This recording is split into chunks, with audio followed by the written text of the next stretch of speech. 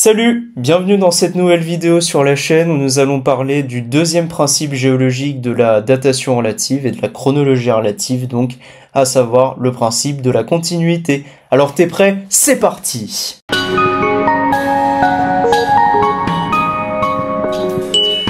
Alors après qu'on ait vu le principe de superposition, eh bien venons-en maintenant à la continuité. Alors la continuité, c'est un principe de stratigraphie qui admet que la couche sédimentaire, définie par un faciès et un mur, est de même âge en tous ses points. Et finalement, pour que tu comprennes à quoi ça correspond, voici un exemple en image.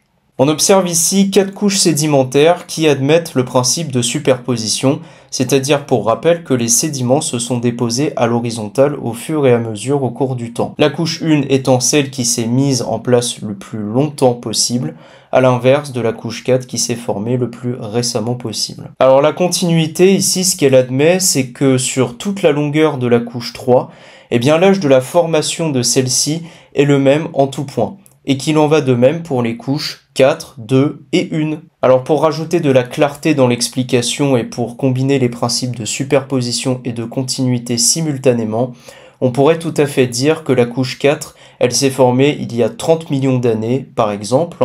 La couche 3, il y a 50 millions d'années, admettons. La couche 2, il y a environ 100 millions d'années.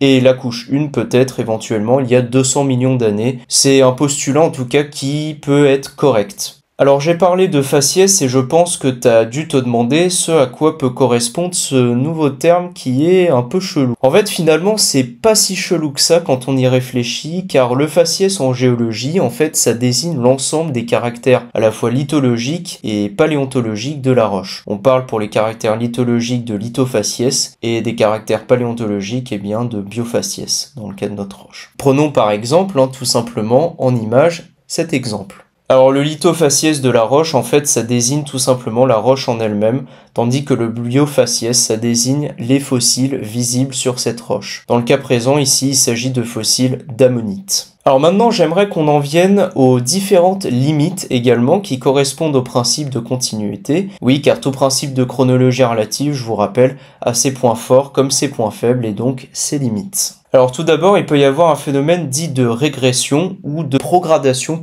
en downlap. Il s'agit d'un phénomène géologique faisant référence au retrait de la mer en deçà de ses limites antérieures avec l'immersion de zones plus ou moins vastes. Et cela est dû notamment soit à un abaissement du niveau de la mer au cours du temps, soit finalement à un soulèvement général du continent, ce qu'on appelle également en fait l'épirogenèse, ou bien à un apport important de sédiments au cours du temps. Ce qu'il faut comprendre, c'est que la combinaison de ces trois phénomènes est également tout à fait possible en fait. Alors ensuite, il y a un deuxième phénomène qui est important, qui est celui de la transgression ou de aggradation en downlap. La transgression, elle, est l'inverse de la régression.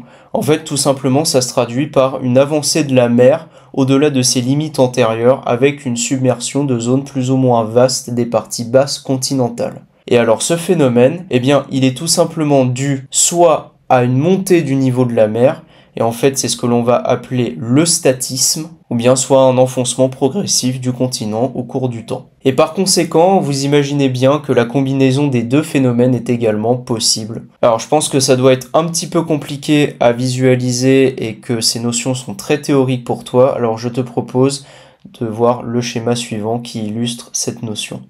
Dans le cas de cette image, pour les ensembles représentés à travers les schémas, à savoir A et B, en fait, les temps allant de A à D, petit a à petit d, vont représenter ce phénomène de régression et donc de retrait progressif de la mer, mettant à nu petit à petit la géologie de la zone. Contrairement aux temps qui vont de 1 à 3, et qui eux vont donc correspondre plutôt au phénomène de transgression et à l'inverse de montée progressive de la mer, ce qui fait disparaître progressivement la géologie de la zone.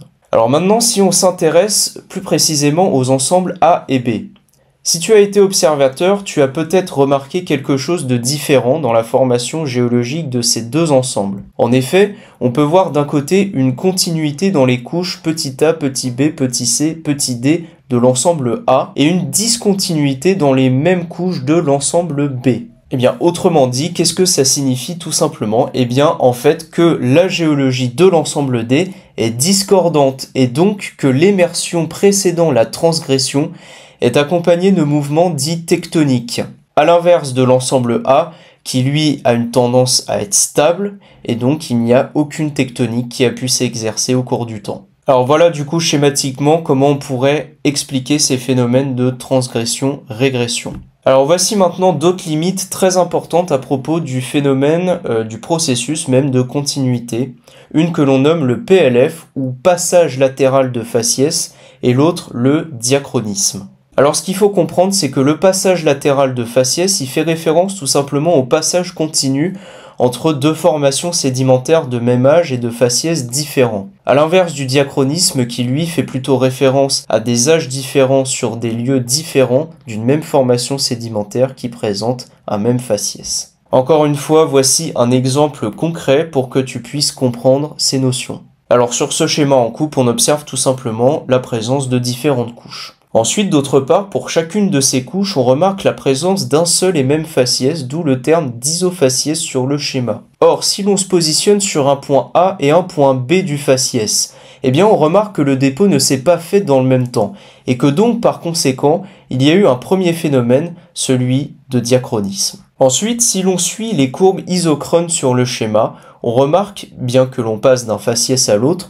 que les formations sédimentaires se sont déposées dans un même temps. Eh bien la conséquence, c'est que l'on a donc bien la présence d'un deuxième phénomène, celui du passage latéral de faciès. Alors un autre schéma qui puisse symboliser ces deux notions et les expliquer finalement, c'est le schéma suivant, avec la présence des courbes d'isochrone et d'isofaciès. Alors un truc un peu mémotechnique que tu peux te rappeler pour retenir la différence entre ces deux notions d'isochrone et d'isofaciès. Iso signifie même, chrone signifie âge, donc même âge, donc faciès différent.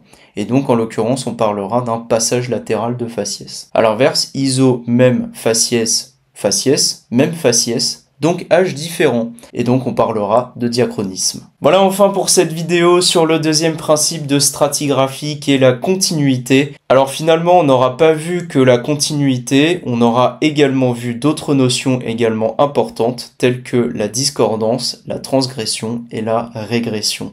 Dans la prochaine vidéo sur la chaîne, nous verrons un troisième principe, celui du recoupement dans le cas de la chronologie relative, je vous le rappelle. Portez-vous bien et à la prochaine pour une nouvelle vidéo sur la chaîne.